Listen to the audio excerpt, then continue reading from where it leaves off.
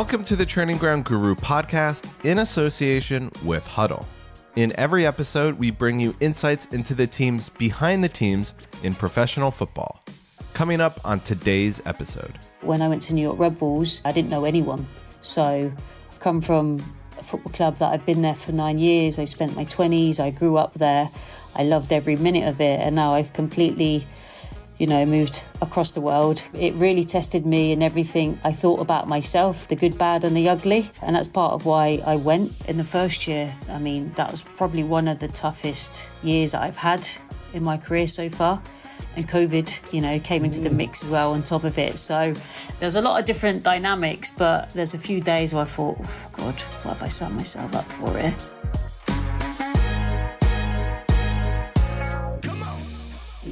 I'm Simon Austin from Training Ground Guru, and our guest on this episode is Natasha Patel. Natasha is one of the most senior women working in professional football. She started off as Academy Analyst at Southampton and went on to become their head of analysis.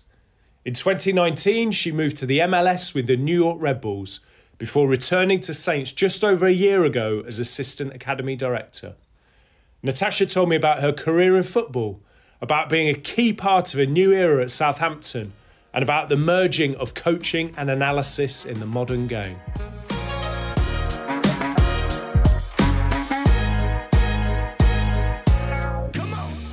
Thanks very much for joining us on the podcast, Natasha. Thank you for having me, Simon. And I was going to spin right back to the start of your career.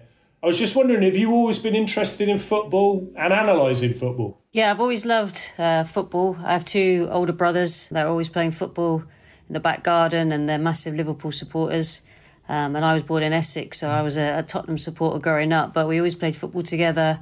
Whenever it was on the TV, we always watched it. So it was always very much a part of our household. And my middle brother started playing football for his local team, and then it kind of got me interested in it might be something that I want to do, and see why he's enjoying playing football so much. So when I was 7, we moved to a little town called Chippenham, and my local primary school round the corner had a team, and my teacher saw that I was always playing football during the lunch breaks or after school as well, and said come along and play in the team. At the time it was very much a boys' team, but at that age there was no physical barriers or anything of that sort. So I was quite comfortable playing in the boys' team, and I just loved playing football, watching football at any opportunity. My mum, when I was coming home from school, had to drag me indoors because I always just wanted to play football in the street with my friends. So I didn't play to a high level, just played for Chippenham Town till I was about 18. But in terms of having a career in the game, I didn't really know that was possible. I knew that I wanted to be involved in football. I just didn't know where an opportunity would be available. So my teachers at school suggested that I go and study sports science, get a bit of a broader range of the different disciplines within sport and see what that could do for me. So I was very fortunate to get an opportunity to go to Liverpool John Moores University, and there I studied, sports science, psychology, biomechanics, everything you can imagine, of course in a sports science degree, but I had a really good lecturer called Alistair McRobert. He must have known that my scientific side wasn't probably as strong as my interest in football and analytics, so he kind of suggested that I look at an analysis module that they were doing, and this was 2009, 2010. I was in my last year of my study, so I already had 2 years of sports science under my belt, and I wasn't quite sure of where I wanted to go. And he suggested that I took this module. We had a classroom of MacBooks, and he said, you know what, why don't you come in, have a look at what sports code is, and start watching some games. And he knew that I had a passion, and I would spend hours in there dissecting games, and he spent a lot of time with me just reviewing games. So that was brilliant for me to just get a little insight into what analysis was, and potentially could be a possible career. That's interesting. What stage was analysis at that time? Was it an established sector of football? At that time, 2009, 2010, no, analysis wasn't that prominent. We only had one module on our course, and there wasn't really many full-time analysts. So even to get a little insight into analysis that early on was brilliant. Of course, that was back in the Prozone days, and from even going from Liverpool John Moores to Nottingham Trent University, was one of the first masters in performance analysis. So Alistair recommended that I go over there, and I had another brilliant lecturer called Matt Robbins who took me onto the course, and I was able to really get into the history of analysis, notational analysis. There was a lot of applied modules where I could actually go into a bit deeper. We did a lot of work with Prozone using the software. They had links with Nottingham Forest. We would go in at the weekends and film games and spend the Monday morning, I'd say about 8 hours Monday morning, coding everything from who touched the ball, who did they pass to, where did it go, what did the action then lead to. And I mean, the outputs at that point were brilliant, but of course you're spending 8 hours. But I think it was the first time I thought, hang on a minute, this, for all this work, the output that you can gain from it and also give insights to coaches and players is amazing. Yeah, I was able to work with Nottingham Forest at the weekends on a voluntary basis and do that while I was studying at Nottingham Trent University and learning more about the principles. And again, Matt was another great lecturer that was really patient with me and incredibly supportive as I wanted to learn more and asking a lot more questions. And I really just wanted to have a career in analysis and in football. So, yeah, I was just really thankful that both of those lecturers gave me a lot of their time and support.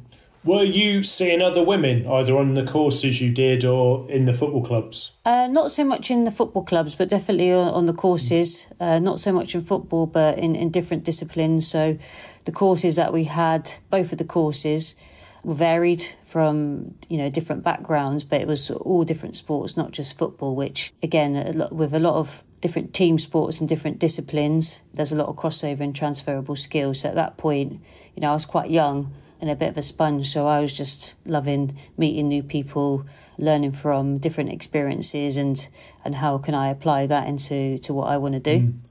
And were the clubs welcoming? Because I suppose, as you say, analysis was a new discipline, so they might have been a bit suspicious of that or not known a lot about it. And also, you're not seeing many women in the clubs, as you say. So, did you find an open door when you went in?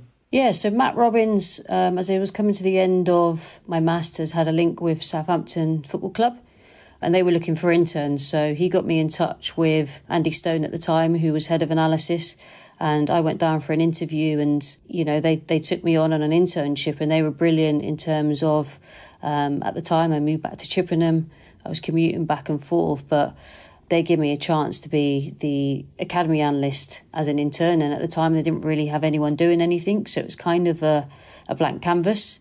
But with his guidance, Steve Corns, an experienced analyst as well, was also in the building. So I had people to speak to get support off, and I also had some brilliant coaches that I got to work with. Some of them were at the beginning of their careers and some of them were quite established, but really saw a benefit of using video and data to either impact their decision making or help in youth development as well. So I kind of joined at a brilliant time where anything that I contributed in terms of analysis was an added bonus.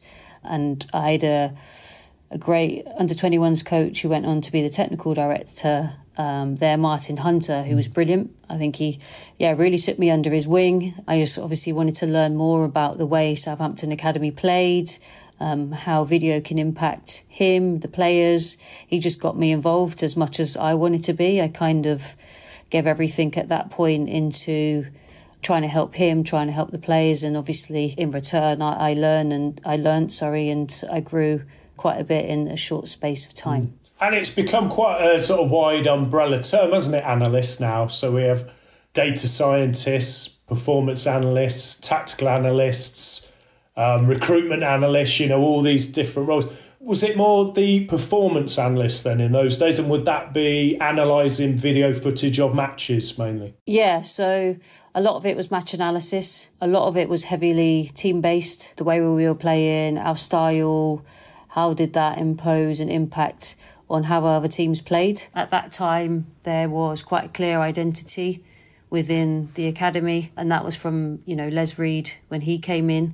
I wanted to have that structure in place across the club, really, a club-wide game model. So at the time, for me, it was, a great education of learning how they wanted to play, trying to develop my technical and tactical understanding, because it was quite basic at the time. But there was a lot of open people that thought video can really help us understand how we want to play, how we want to analyse the game, how we can develop players, not just together, but as individuals as well. And we had a piece with Joe Carnell from, he was at Derby County at the time with Gary Rowett. So he was talking about how he would be up in the stands on match day with the camera, looking at the game, and then relaying information down to the bench and using sports code to put clips into different categories and things.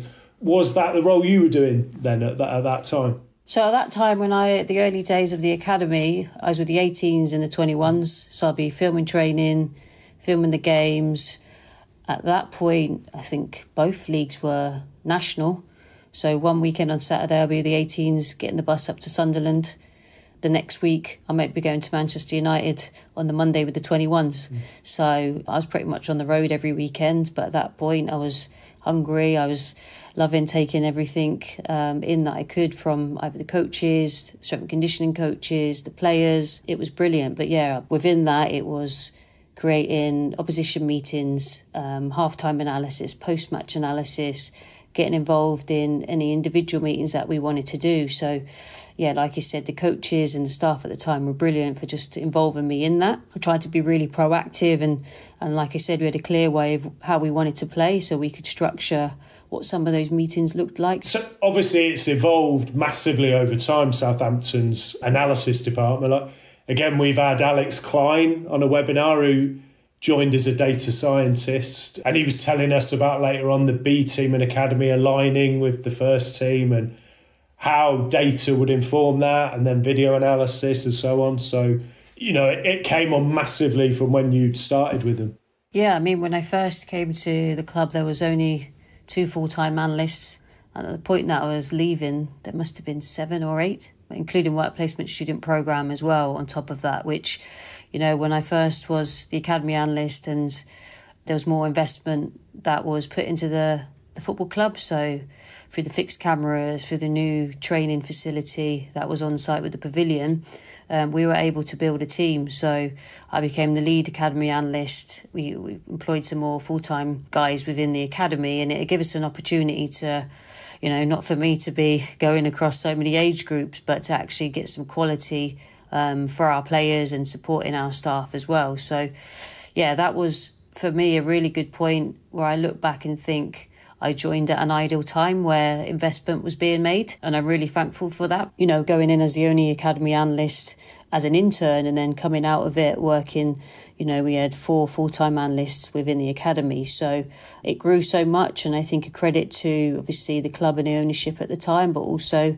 the staff that we employed. A lot of the full-time analysts at the time had come through the work placement programme. So Matt, I kept a really strong link with, who then he moved to Chichester, and there's some other universities, you know, Bath as well, that we were able to work with and support up-and-coming analysts through their degree, but also to give them a real sense of what it's like to be in the industry. Of course, taking into consideration that they needed to study, but in terms of their commitment, credit to all of them that came through. I think they gave everything that they could to maximise the opportunity. And when we had openings, those that, you know, were in probably at the right time were then taken on as well. So in terms of the performance analyst side, we grew massively. And like you mentioned with Alex as well, when he came in, he grew that side. And, you know, we worked quite closely together in terms of going from more of the broader data, analysing our team and individual performance, to really honing in on evaluating what success looks like, not just from a technical and tactical perspective, but also,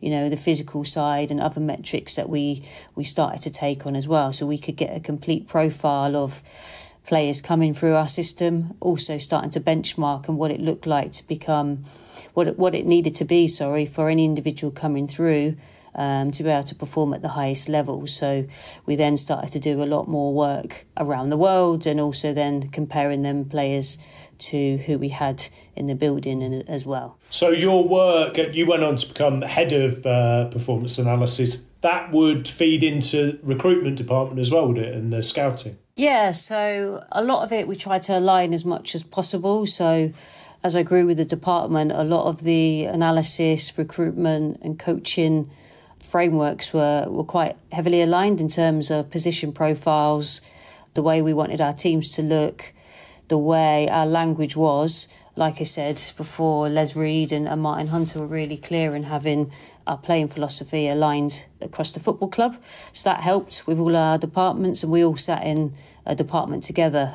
That's analysis and recruitment at the time. It was merged into one. So we could give a good understanding of the performances that were happening in the building, and then we worked with recruitment to see how that looked outside and how that compared. But predominantly a lot of my work was measuring how we impacted development in the football club and how that was then had a knock-on effect to performance as well, long and short-term performance. And did you work directly with the first team at all? Would you go to matches as part of the coaching and management staff?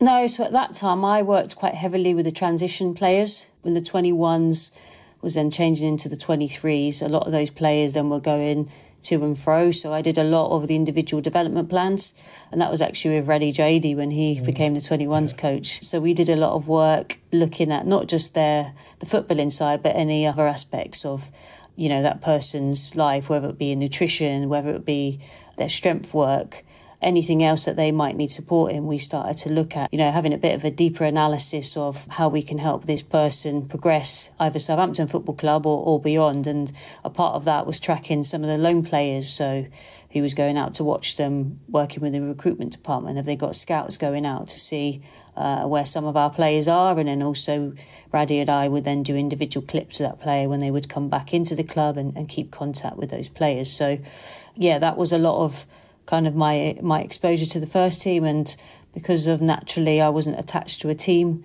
when I moved into the head of performance analysis, I could then kind of be across all the performance processes, frameworks that we had in place to help support the analysts the best I could really, and then on the knock-on effect, support the coaches and the players through the analysts. And talking about the evolution of analysis, we're now seeing a situation where analysts have been assistants to managers, first-team coaches, even managers. I think Danny Roll, who's at Sheffield Wednesday now, was an analyst originally.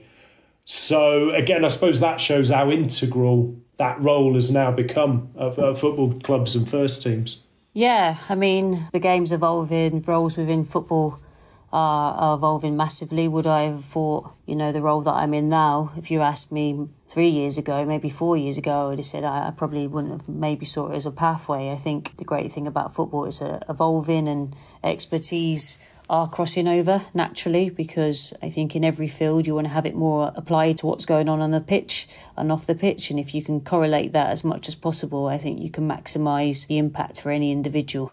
It's interesting as well. I mean, you've come in as an intern and you've risen up the ranks.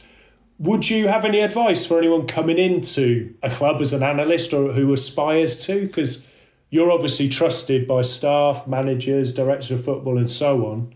How have you gone about gaining that trust? Yeah, it's a good question. I think it's just been willing to learn and grow and give as much impact and insight in whatever field you're in. I think I worked incredibly hard. I worked relentlessly, I think, just to be better. And any meeting that I was going into or any conversation, I think I was always true to myself, but given a different viewpoint, I was always, even now, everything I do is very much an evidence-based decision-making process, as much as I can do that.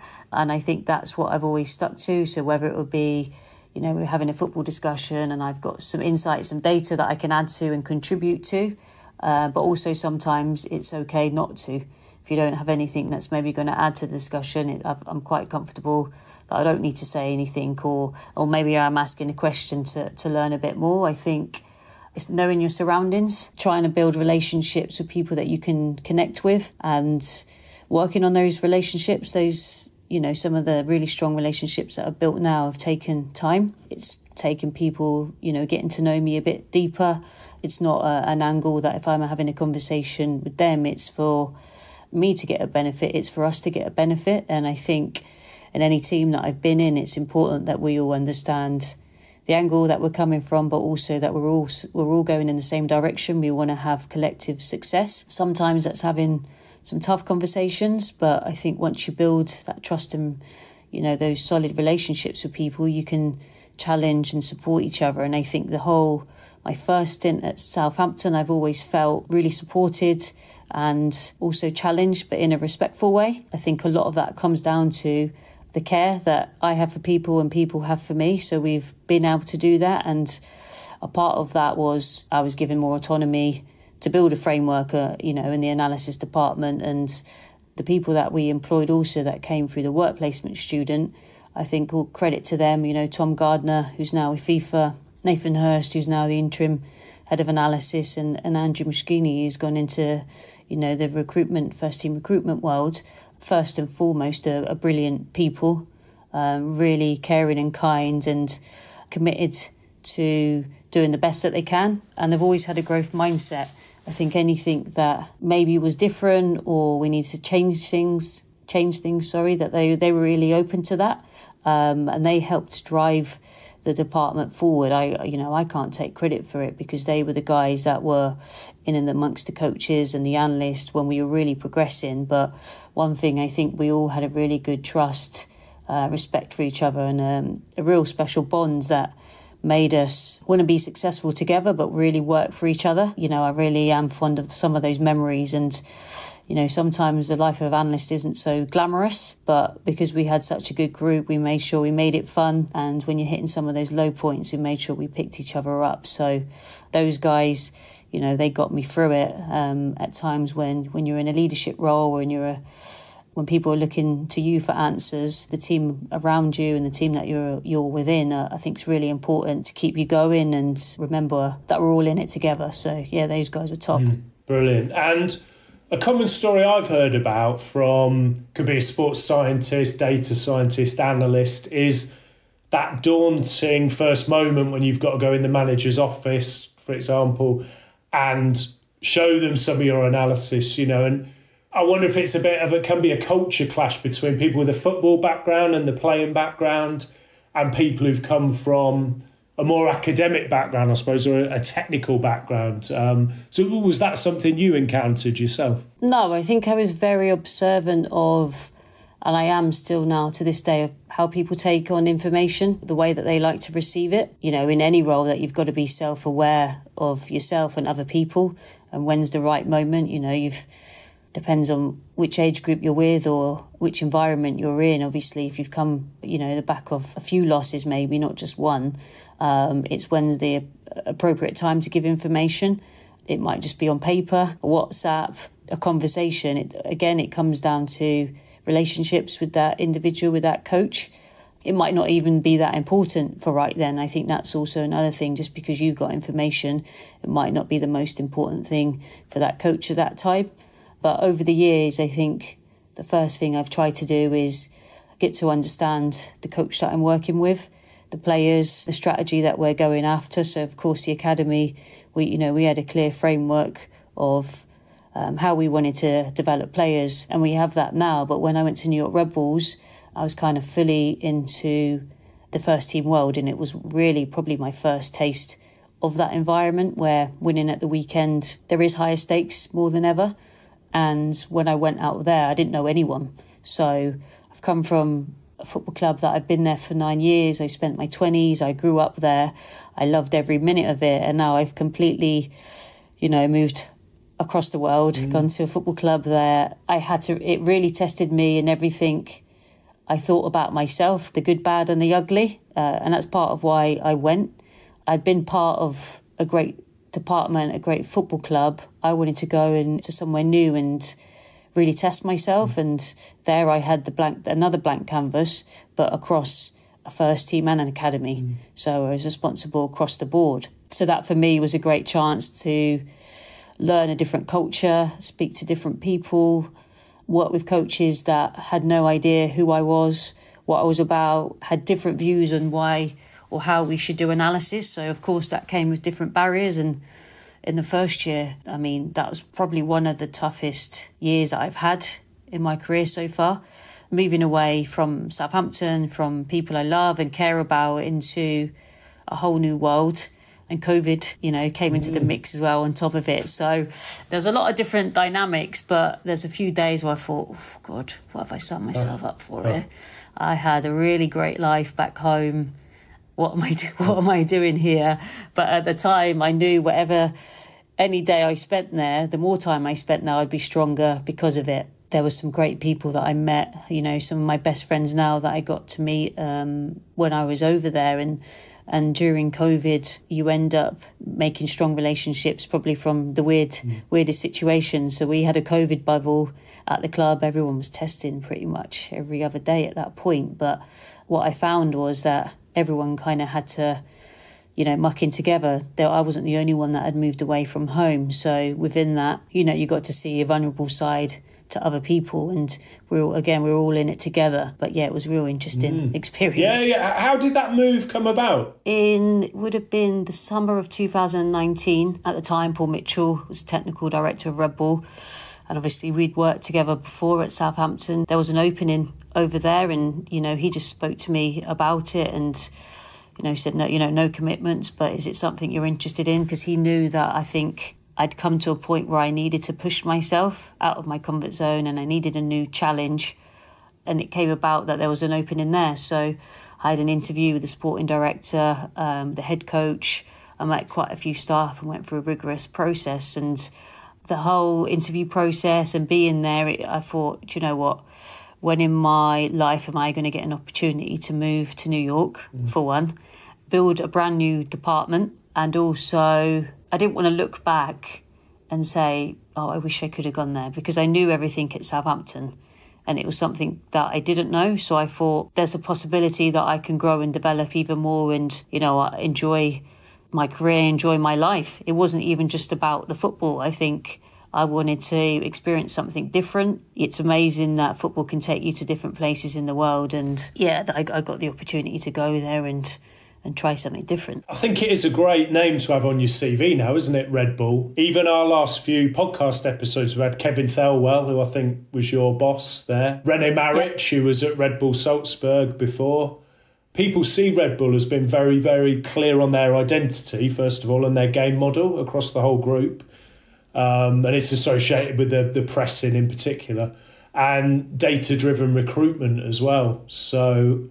that's a long-winded way of asking, did you learn a lot then when you were there? Yeah, I learned lots, not even just about football, but about myself, about other people. There was in our staffing group, individuals from all over the world, even the players as well, from speaking different languages more than I've ever been exposed to before. So I learned so much in terms of leadership from Kev when he was there and his processes. He was really clear on what he expected of us, and I love that. He had clarity in what he wanted the vision to be and the strategy, and I loved being a part of that, being able to execute that in the analysis space. Different coaches. I had Gerhard Struber, who'd come over from Barnsley, and he's probably never used to having the type of analyst that I was.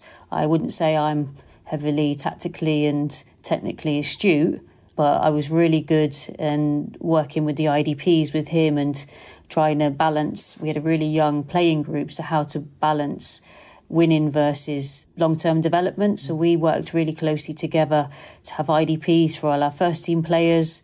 I did a lot of check-ins with those individuals.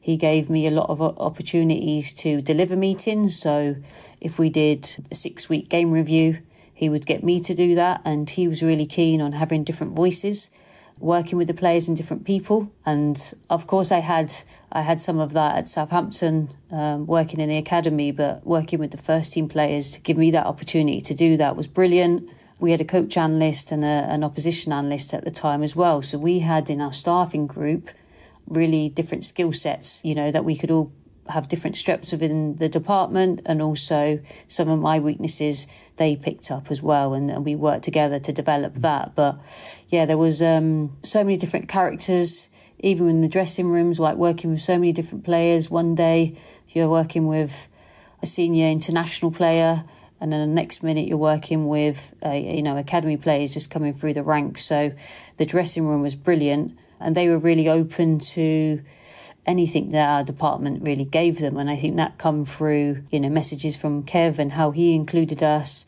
from the coaching staff as well. We pretty much worked all really closely together to make sure, we had a goal to be a top 4 finishing club. And every year that we were there, we always made the playoffs. And I think one year that I was there, we were close not to making it and we started to dip. And at the time, I think we had to, really get our heads together, staff, the management at the time, and think, what is it actually that's going to push us through? What do we need?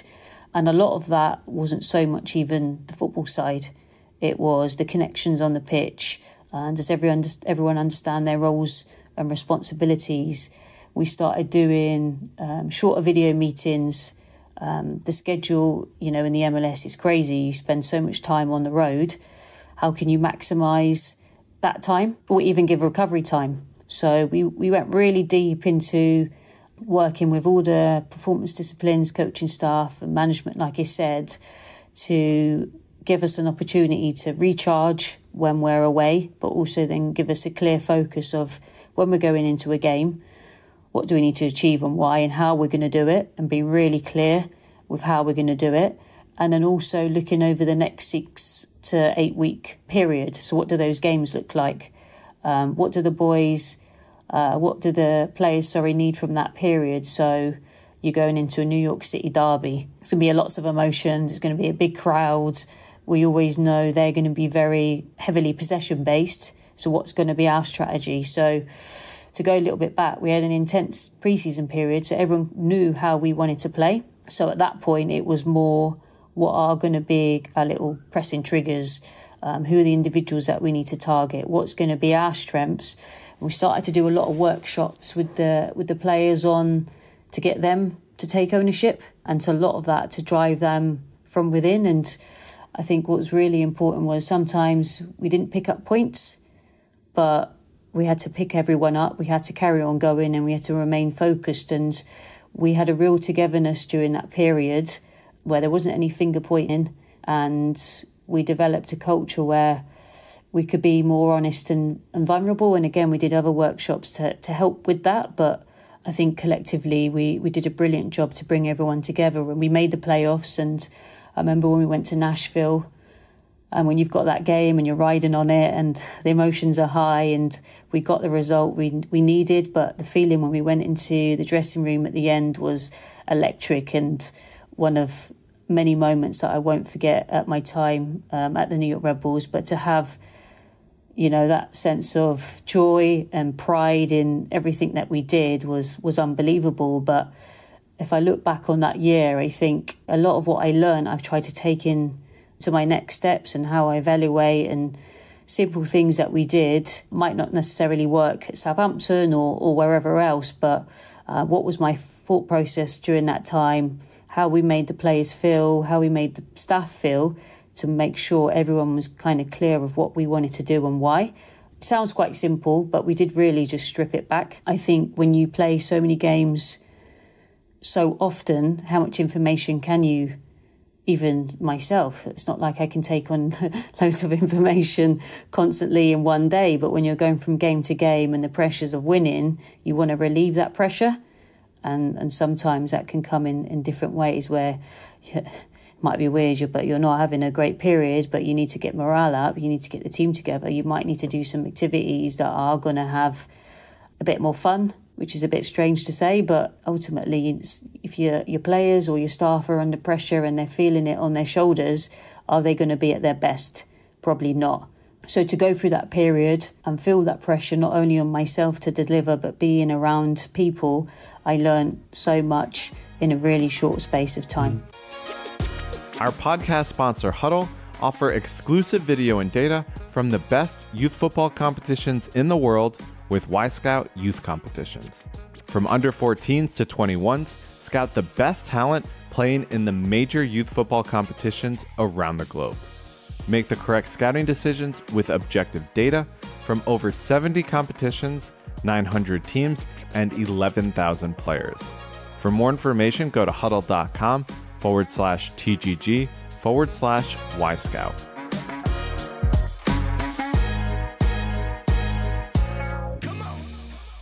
Is that right that there is a playing identity across the group? Because I guess I always associate Red Bull with that high press in particular.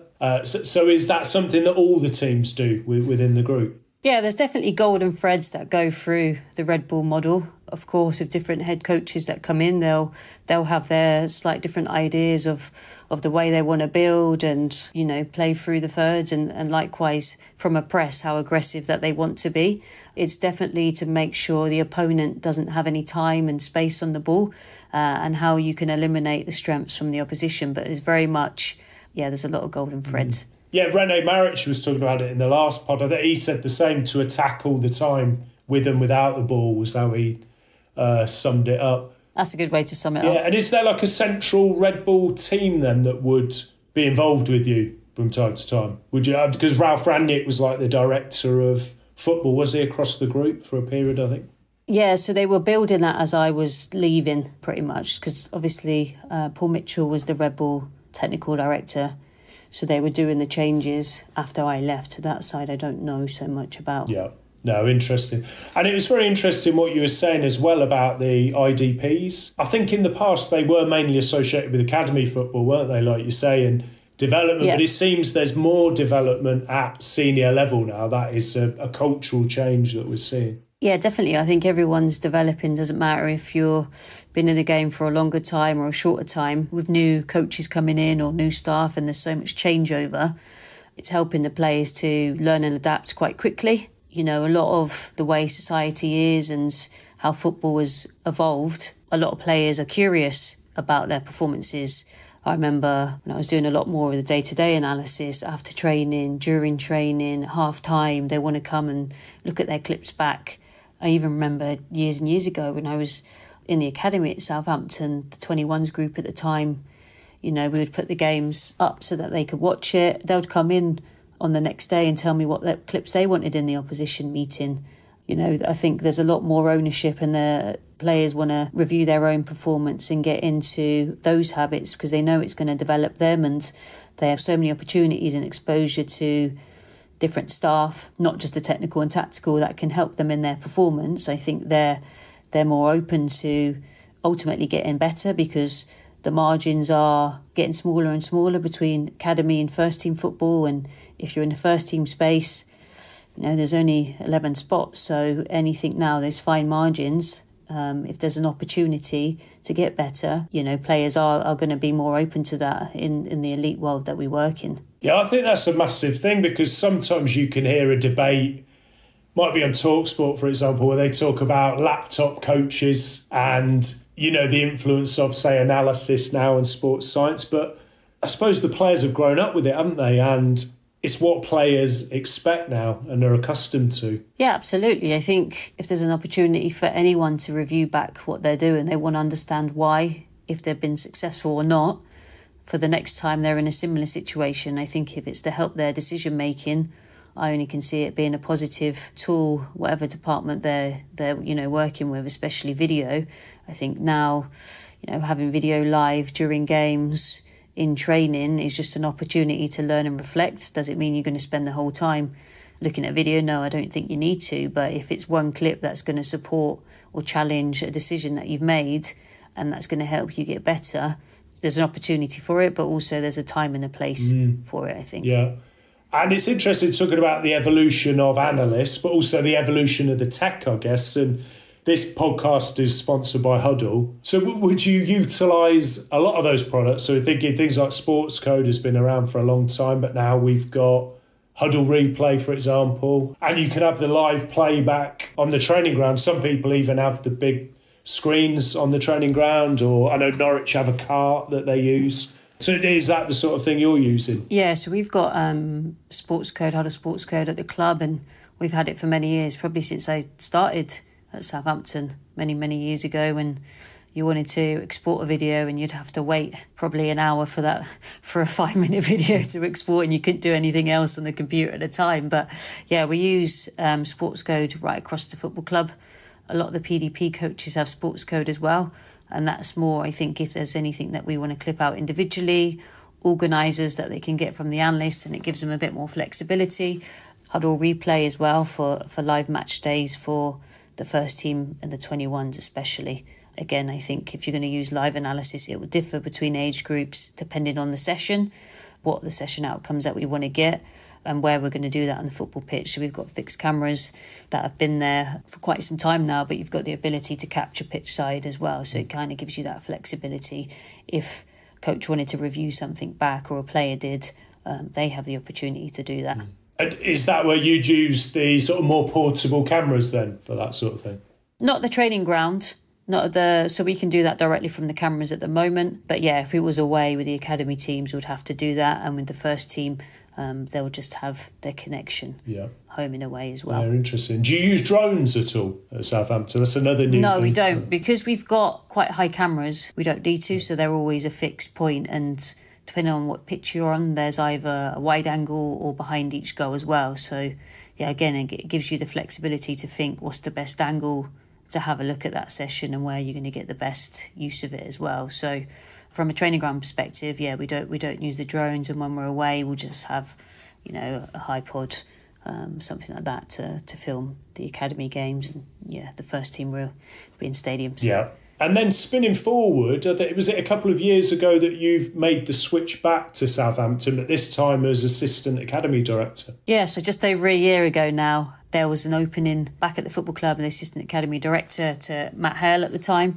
And Matt always knew that I was passionate about the academy, about youth development. When I left, I kind of knew that I wanted to go into the academy leadership space, but knew I wasn't ready.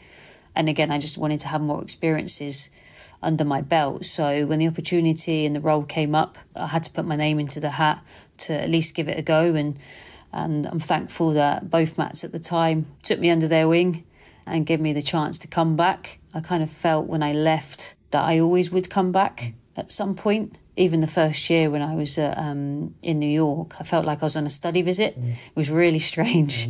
You have your normal day-to-day when you go to the training ground, the people that you see, my routine. I felt I was over there every time I was in meetings in the Red Bulls or things happened. I was like, oh, this would be good at Southampton, or maybe we should do this like Southampton did it. And it took quite a long time to move away from that. But I always, of course, have a strong love for the football club. So getting a chance to come back into a different space, I'm really thankful and proud that I could do it. And you're very modest, but you're quite pioneering again, coming from analysis to academy leadership. I don't think I've seen any other examples of that. Yeah, I think partly because of the way that I left. So I was doing a lot of work my last year with Matt again, and helping in player development, how we're assessing players, what does that look like, and helping his decision-making process, gave me a bit more exposure to the academy director world. And then even my last year over in New York, a lot of that was player management, again, looking at the IDP, short-term and long-term, working more with the performance staff. So I was kind of starting to make the transition at that point anyway. So making the jump over, I think, because it's a very familiar club, there was still a lot of people that I knew there, how the club operated. It was a bit more of a smoother transition. I think if I went to a different club, it might have been, I can imagine actually it would have been different, because I had so much passion and love for the football club. I think it just helped when I come back, because in everything that I wanted to do, it always come through that I was caring, that I had a really strong understanding of the legacy of the football club. And because I had some different experiences that put me out of my comfort zone, that I come back with fresh eyes in a way. I think if I was at the football club and stayed there and went into that, I think it would have been quite different and not so easy to differentiate between analysis and then going into this role. But I think when Matt said for me to come back, it was a lot of because of how much I wanted to help develop the football club, and a lot of why I loved being there the first time round is when, players are making their debuts and they're having careers, and how much pride I took in supporting them. And even though it was only a small percentage, I always wanted to be a part of that and continue to do that through whatever capacity I could, at the club. Yeah, it comes across loud and clear, the love and affinity that you have with the club. it seems from the outside like it might be quite different now just because of the personnel changes. So many have left since Sport Republic came in a couple of years ago, and so many new people now. Russell Martin, Andy Goldie, Academy manager Jason Wilcox, director of football. Yeah, I think obviously, we have a new academy vision, and with that becomes new structure. Obviously we've had changes in staff, and within that we've been able to have some internal promotions.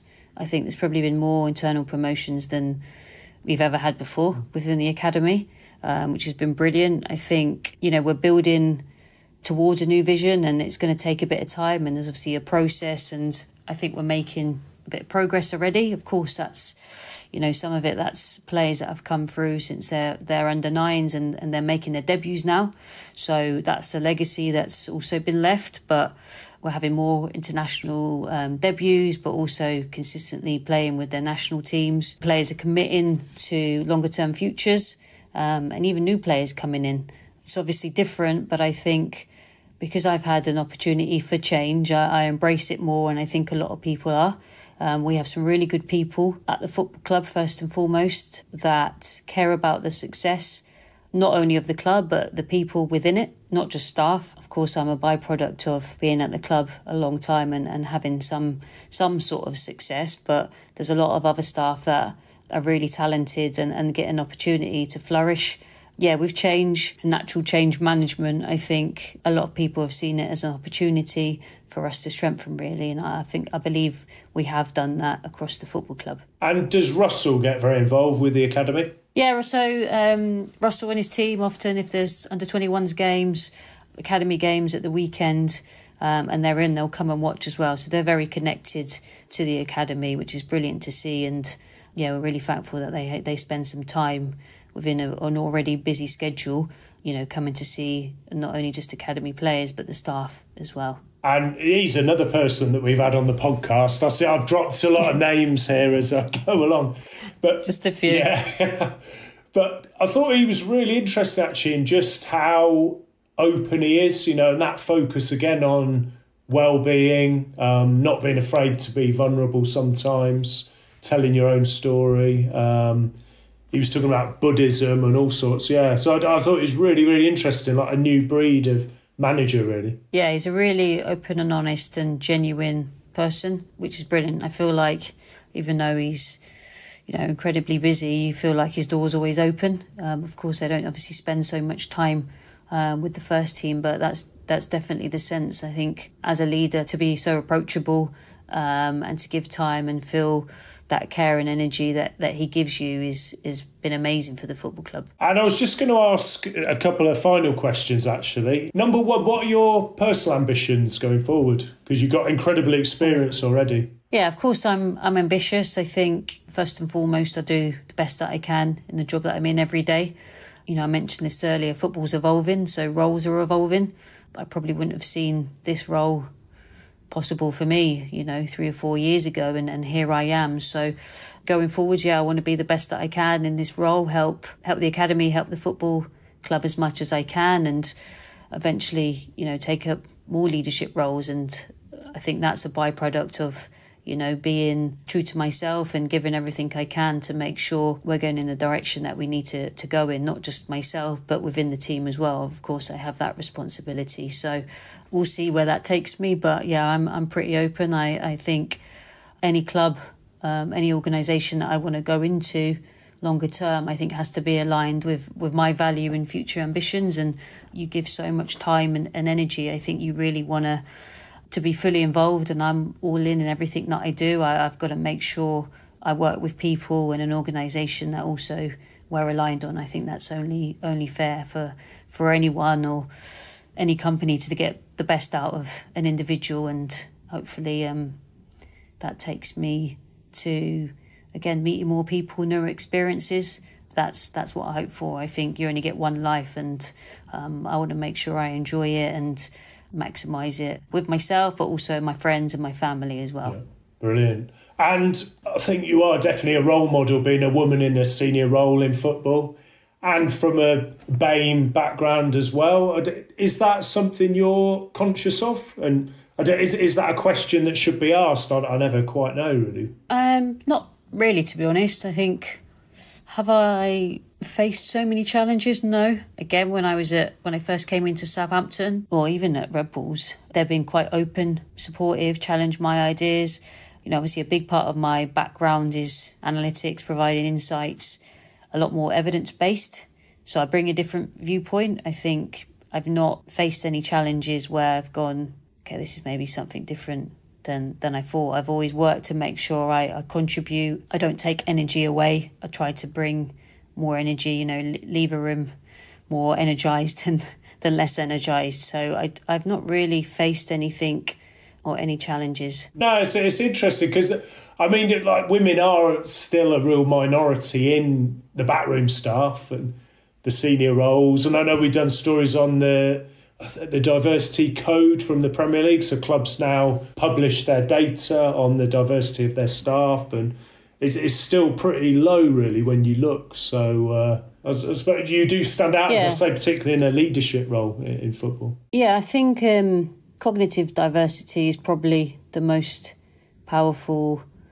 So many different ideas and experiences within a workforce can help you grow and develop as a group together, and how you challenge and support each other. Like I mentioned, I think that's really important to get people that think differently, but also, of course, have some form of alignment. Once you have a group of people that understand each other first, can connect together, and any conversation that I've had to have, especially in the past year, that hasn't been always the easiest as we've gone through a transition of a club. I think people know that it comes from a place of that I care, and I've got that from every mentor and leader that I've had come across at both football clubs, is that when they need to have a difficult conversation with me or someone else, the way that it's received is, or the way that they approached it, is because of that person understands that they care, and it's a really good place to start. And of course, I'm still quite early on in this part of next part of this,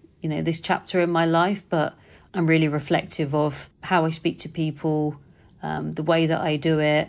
And again, it's not, some of that is transferable from analysis, because I used to do that with the coaches and how they take information on. When's the appropriate time? When do I need to maybe be a bit more forceful? But again, I think it comes down to understanding the way people operate. Yeah, that's where I've been able to apply some of what I've done in the analysis field into my current role. Yeah. Oh, that's fantastic. Thank you so much for your time. Thank you. Thank you for listening to the Training Ground Guru podcast in association with Hudl. We'll be back next month with another episode. In the meantime, you can follow our latest updates on the website and on Twitter @ground_guru.